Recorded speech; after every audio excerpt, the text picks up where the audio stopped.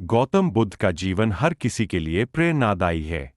गौतम बुद्ध बौद्ध धर्म के प्रवर्तक थे। इनका जन्म 483 ईस्वी पूर्व तथा महापरिनिर्वाण 563 ईस्वी पूर्व में हुआ था। बचपन में उनको राजकुमार सिद्धार्थ के नाम से जाना जाता था। बौद्ध ग्रंथों के अनुसार गौतम बुद्ध के जन्म से 12 वर्ष पूर्व ही एक ऋषि ने भविष्यवाणी की थी कि यह बच्चा या तो एक सार्वभौमिक सम्राट या महान ऋषि बनेगा। 35 वर्ष की आयु में उन्हें ज्ञान की प्राप्ति हुई थी।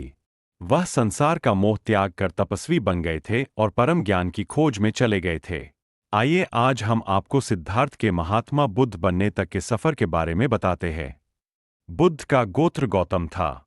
बुद्ध का वास्तविक नाम सिद्धार्थ गौतम था। उनका जन्म शाक्य गणराज्य की राजधानी कपिलवस्तु के निकट लुम्बिनी में हुआ था। बुद्ध के जन्म के 7 दिन के भीतर ही उनकी माता का देहांत हो गया था। उनका पालन पोषण उनकी मौसी गौतमी ने किया था। शिशु का नाम सिद्धार्थ रखा गया था। शाक्य वंश के राजा शुद्धोधन सिद्धार्थ के पिता थे। सिद्धार्थ के जन्म से पूर्व हुई भविष्यवाणी से परेशान होकर उनके पिता ने उन्हें तपस्वी बनने से रोकने के लिए राजमहल की परिधि में रखा। गौतम राजसी विलासिता में पले बढ़े, बाहरी दुनिया से आक्रांत, नृत्य करने वाली लड़कियों द्वारा मनोरंजन, ब्राह्मणों द्वारा निर्देशन और तीरंदाजी, तलवारबाजी, कुश्ती, तैराकी और दौड़ में प्रशिक्षित किए गए थे। कम उम्र में ही उनका विवाह राजकुमारी यशोधरा से करा दिया गया। दोनों का एक पुत्र भी हुआ, जिसका नाम राहुल था। सिद्धार्थ बचपन से ही अत्यंत करुण हृदय वाले थे। वह किसी का भी दुख नहीं देख सकते थे।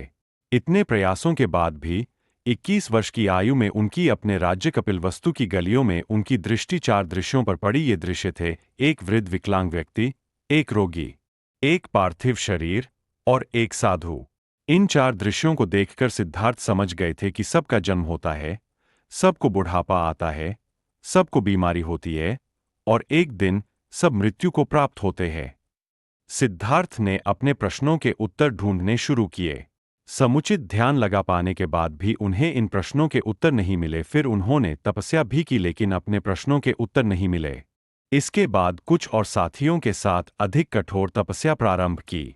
ऐसे करते हुए 6 वर्ष व्यतीत हो गए। भूख से व्याकुल मृत्यु के निकट पहुंचकर बिना प्रश्नों के उत्तर पाए वह कुछ और करने के बारे में विचार करने लगे थे। एक गांव में भोजन की तलाश में निकल गए, फिर वहां थोड़ा सा भोजन ग्रहण किया।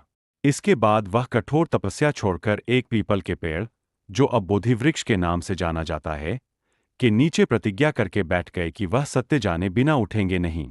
वह सारी रात बैठे रहे और माना जाता है यही वह क्षण था जब सुबह के समय उन्हें पूर्ण ज्ञान की प्राप्ति हुई थी।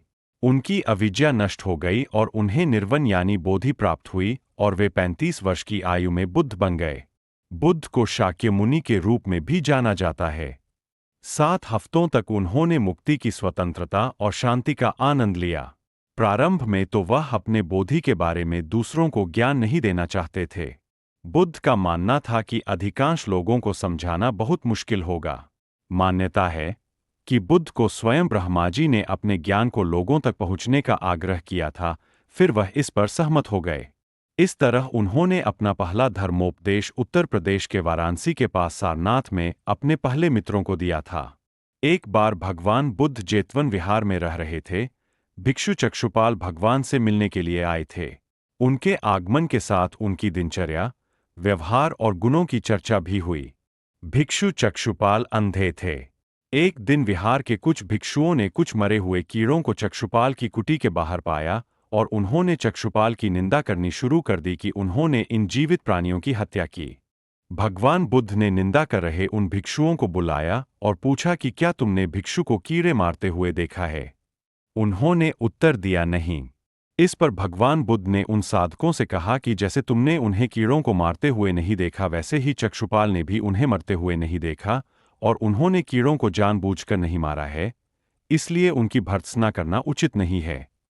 आशय यह है कि क्रोध के कारण व्यक्ति अनर्थ कर बैठता है और पश्चाताप उसे बाद में होता है, जिसका कोई लाभ नहीं मिलता। इसलिए हमें क्रोध नहीं करना चाहिए। असल मायने में क्रोधित व्यक्ति अछूत हो जाता है और उसे अकेला छोड़ देना चाहिए। क्रोध करने से तन, मन और धन तीनों की हानि होती है। क्रोध से ज्यादा हानिकारक कोई और वस्तु नहीं है।